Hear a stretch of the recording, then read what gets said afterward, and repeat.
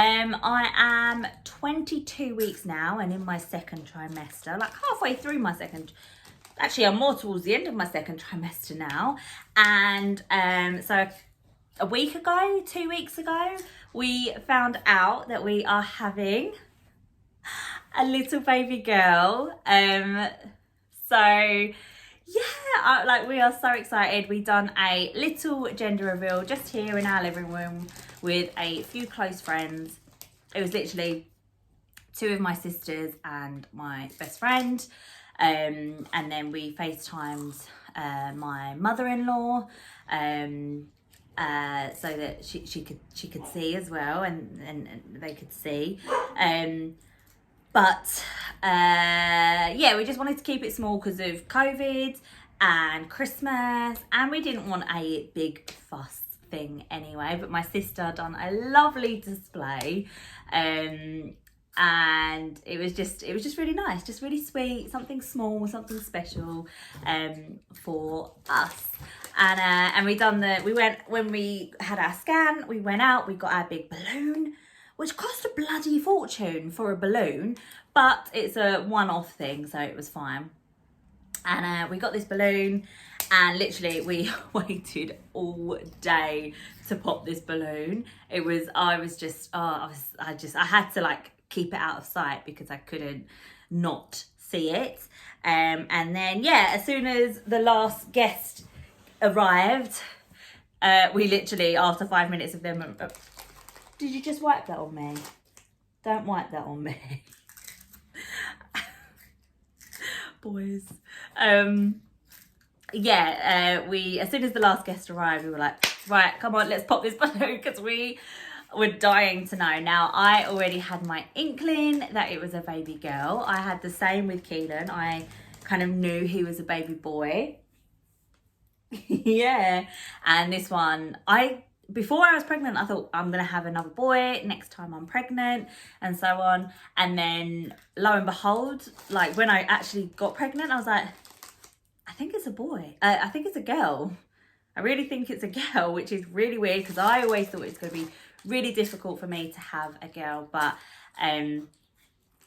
it hasn't. And this one is a baby girl, so we are really excited. We are waiting for the next payday to be able to go out and get some like girly bits and kind of like treat this one to all new bits for her, kind of thing, make her feel special when she arrives, because we pretty much have everything from when Keelan was little. We still have our doona, we still have our pram, all the big things we already have. So it's basically just going out and treating baby girl to some little pieces, and yeah, so it was just, you know what, I would highly recommend doing a balloon pop or some sort of thing like that, because we went to the scan and it was just the NHS scan and it was great, and we had all the updates and stuff. And with Keelan, we just found out there and then,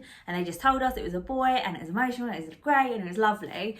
But you're kind of like also concentrating on the size and everything else of the baby. Whereas this time we went there and we said, can you just write it down for us, because we want to do a gender reveal later in the evening. They're like, yeah, no problem. Done that for us. And then yeah, like when we come to doing the balloon, it's literally all about the gender. So I don't know, it just made it more special. You also get those like butterflies and like adrenaline, and it was just, I don't know, it was just, I would just really highly recommend it. It just felt really special to find out the gender of this one. And it was so weird because we popped the balloon. I wanted Keelan to pop it, but he wasn't really getting the idea, so I popped it, and it came out, and I couldn't register what colour because it was pale, so it could be pale blue or pale pink, and it all just fell to the floor, and I just looked at the floor and I was like, it's a girl. It was all pink. I was like, it's a girl. I was like so shocked and so just overwhelmed, and I was really crying, and I just couldn't register anything, and I was just like, I just couldn't believe it. We're gonna pop it. Yeah. I'm nervous. Right, you ready? Have you got one? No, you do it. Right, do you want to help me? Still.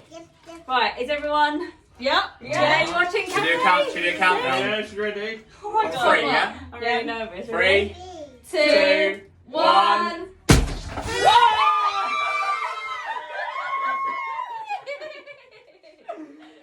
It's a go!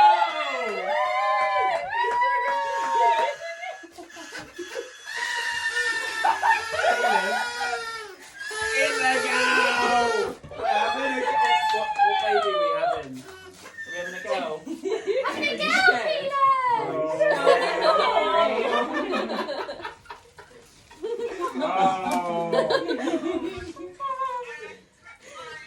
You're having a girl! Right, another girl! I'll call you back in a bit. Oh, I'm so lighted. Yeah, I know, I already know that. That's fine. I'll call you back in a bit. Alright, catch you in a bit. Over. I'm having a go! Thank you. Oh, man. That's emotional, man. You were right the whole time. It's a go! Because I did want a girl. I didn't mind a boy. Obviously, I would have been happy with either boy or girl as long as they're healthy. And, you know, there was a part of me that was kind of like, I just thought I was always going to be a boy mum. And can you not wipe? That's on me. I just always thought I was going to be a boy mum. Craig seemed to really want a boy. We're used to boys. I always thought like maybe my last child, I mean, this could be my last child, but would be a girl, if anything. But when I saw that it was a girl, you always kind of want, for me, I wanted one of each, whether it was later on, after my third child or whatever. But it was, thank you.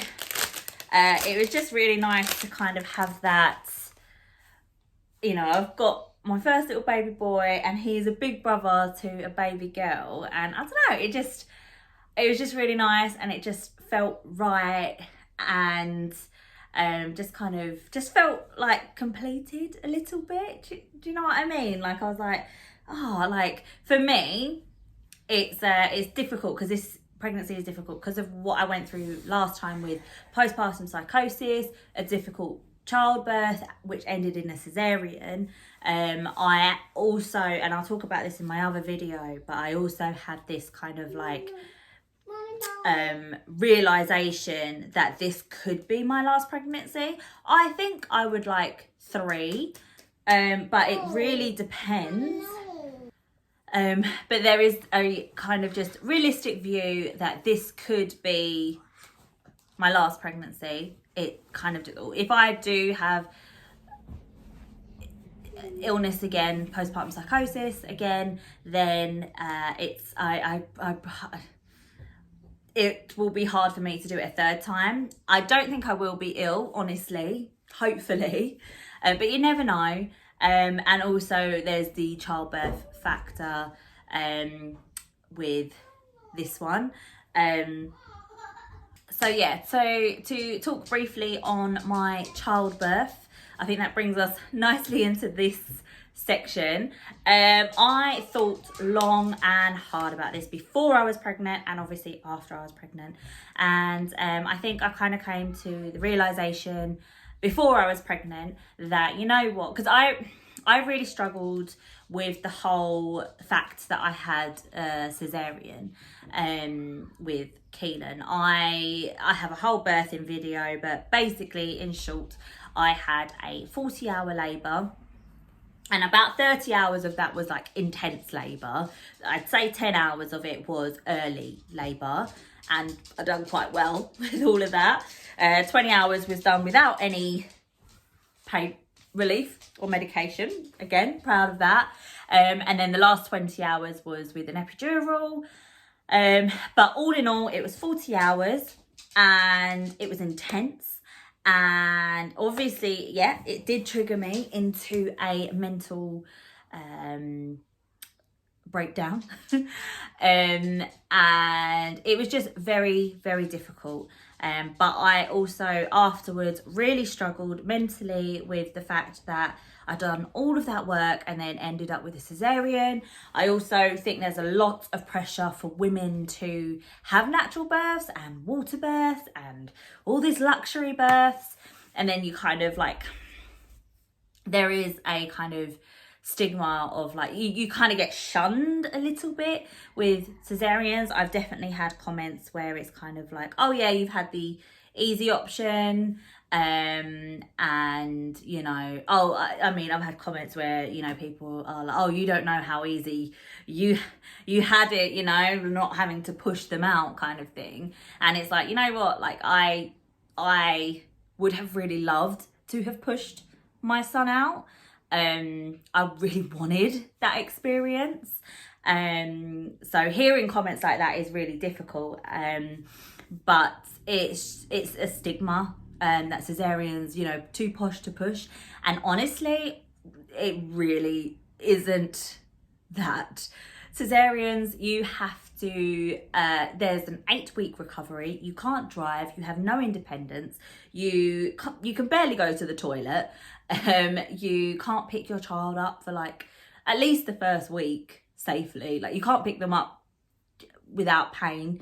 And then after that, you're not supposed to be picking up anything heavy either, even though a lot of women do just pick them up because you have to. Obviously, we wasn't prepared for a cesarean, so we had nothing in place, no help. We did have help, but it just felt like rushed. In the end, we was actually in I was in a mother and baby unit, so we had loads of help in that sense. But apart from that, like you know, if we were at home, having like at least 6 weeks of kind of like help from someone is not something that was at hand. It was very overwhelming. So before I got pregnant this time, it took me a while to come to the realization that, you know what, if I just have another cesarean, then that is okay. And I don't think it was until I really kind of thought, you know what, it really is okay. Like I might even go for a cesarean, like a planned cesarean in this pregnancy, if in my next pregnancy, because I don't want to risk me or the baby. Like it's not worth it for my own ego kind of thing. And that was kind of the realization I had. And then literally that month that I remember saying it to Craig in a car journey, and I was like, I might even just go for a planned cesarean. As much as I would love to have a VBAC, I might just go for a planned cesarean. And that month I got pregnant. So it's almost like my body was like, you've accepted this, now we can move forward, almost. Do you know what I mean? And yeah, and then I did get pregnant. And yeah, and then I spoke to my midwife about it, and I've done like lots of research. She's given me research. I have kind of looked up on like just everything, like YouTube, Google, books, just everything, and done my own research. And actually, whereas I thought it was more safe to have a planned C-section, it's kind of more safe and beneficial to have a VBAC. So my mindset hasn't changed on it at all. If I have like a cesarean, I really think I am okay with it. But I am going for a VBAC, which is a vaginal birth after cesarean. So a natural birth as I can have after having a cesarean. And there's just, yeah, it's basically with a cesarean, like another cesarean, you have so many kind of risks, which you have with childbirth anyway, but obviously you're cut open again, you have a lot of recovery time, there's a lot of risk of infection, and there's just loads of different things to think about. Whereas a VBAC, you know, it's less recovery time, less risk of infection. Of course, in my head, I'm thinking, but if I have a tear, then they have to stitch it up. You still could have infection, kind of thing, but there's less risk. And the only thing that does worry me is the fact of uterine rupture, which is basically because I've been cut previously, that skin and muscle is already weaker. So having contractions, you have a risk of rupturing, basically tearing open, which is fatal to mother and baby. So that really scares me. However, it's like a 1% chance. I'll be honest, stats like that kind of don't get to me anymore, or it's hard because, okay, for me, postpartum psychosis was 1 in 1,000 women, and it happened to me, you know. So this is a 1% chance, and I'm like, oh, so it could happen to me, kind of. I might be that 1%, you know, because I have been in the past. But I'm trying not to think like that. I'm trying to think positively. And what kind of set my decision in stone was that I will probably, with a cesarean, you still have a chance of uterine rupture. What they also don't tell you is in any normal pregnancy where you haven't had a cesarean, just a natural pregnancy, natural birth, you still also have a percentage of uterine rupture. So it's, you know, after hearing all of that, I kind of just thought, you know, it's the same chance with everything. So, you know, for me, for that experience, for that health of me and the baby, for that kind of less recovery time, there were so many boxes ticking for the VBAC than for the cesarean. But with a VBAC, there will be different things. Whereas with Keelan, you, like, in a normal pregnancy, you would wait until you're 3 to 5 centimeters between every contraction to go in and get checked and hopefully stay in. If you're 4 centimeters, it won't be the case with that for me. I will be in from the get-go. If I have a twinge, if I have my waters break, if I have a bellyache, anything like that, my contractions, I'm in straight away, and we'll be staying in and monitored because of, you know, any, you know, just to check everything and monitor me. They also won't let me go on for as long as they did before. I will only have a set amount of time, and then I will have a cesarean if I'm not progressing. And yeah, so it's, you know, there's a lot of different factors. Yeah, so there are a lot of different factors, and it's like as normal as a normal birth can be, but also not normal.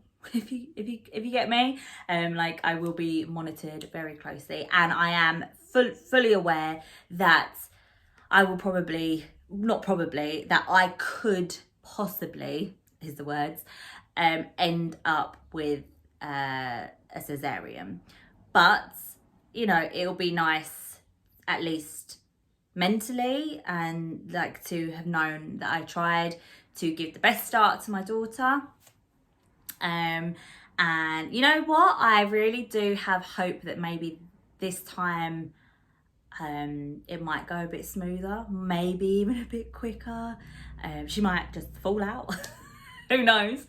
But I have hope, and I'm doing my bit to kind of just work towards a natural birth after a cesarean. So there's lots of factors to consider, but that's kind of been my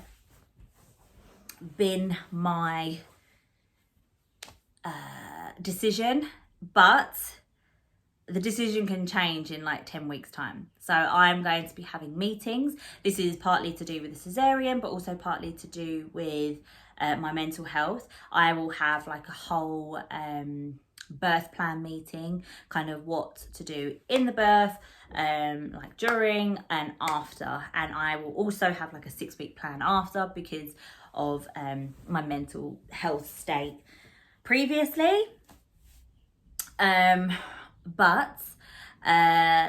So I'm waiting for that meeting. That's in a few weeks time, and then I will kind of have a clearer idea on what I'm doing moving forward. This is the thing, births are so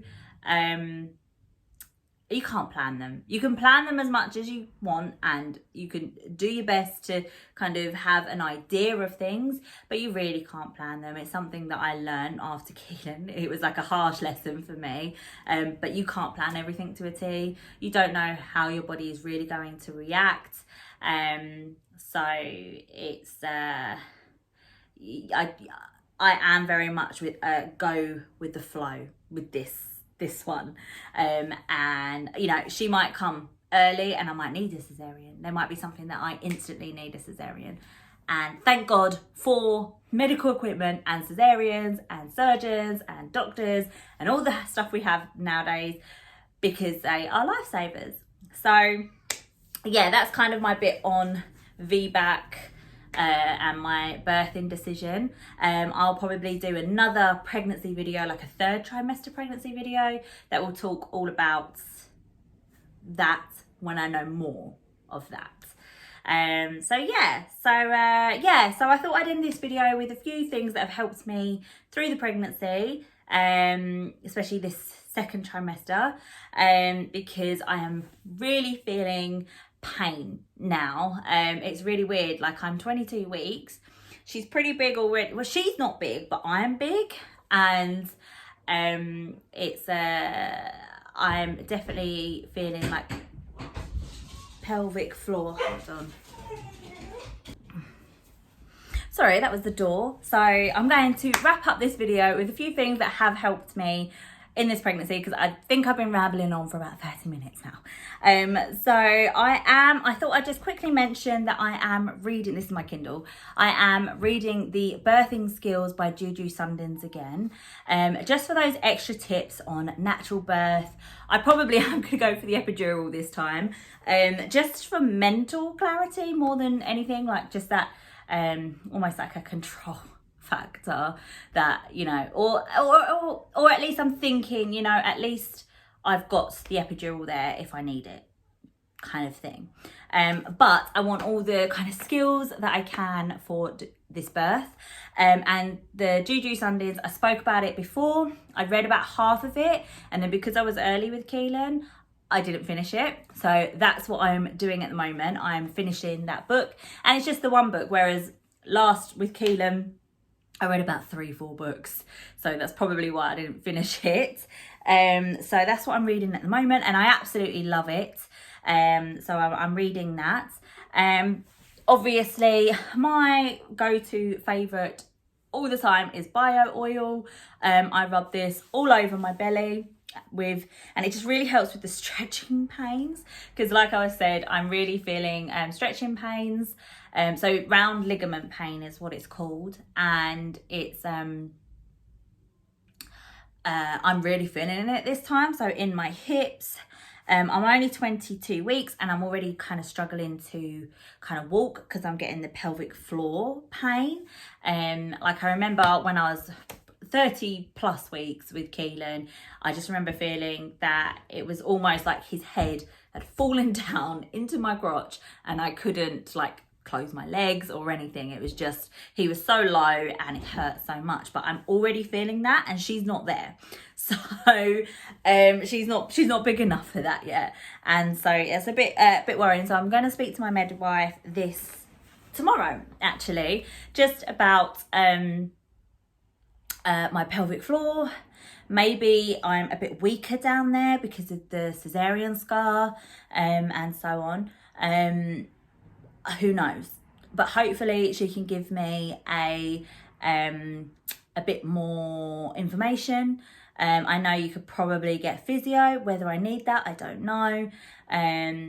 But my kind of just everything, like my lower back, my pelvic floor, my hips, just all hurt, as well as the kind of growing pains of my belly stretching.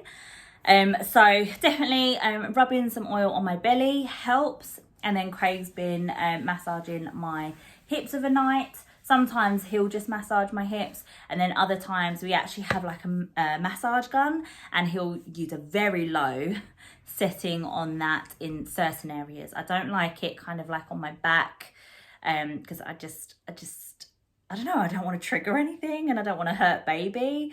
There isn't anything to say that it will, but it's just how I think and feel at the moment. So that's that. And then this I spoke about before. To be fair, all of these are from my last pregnancy anyway.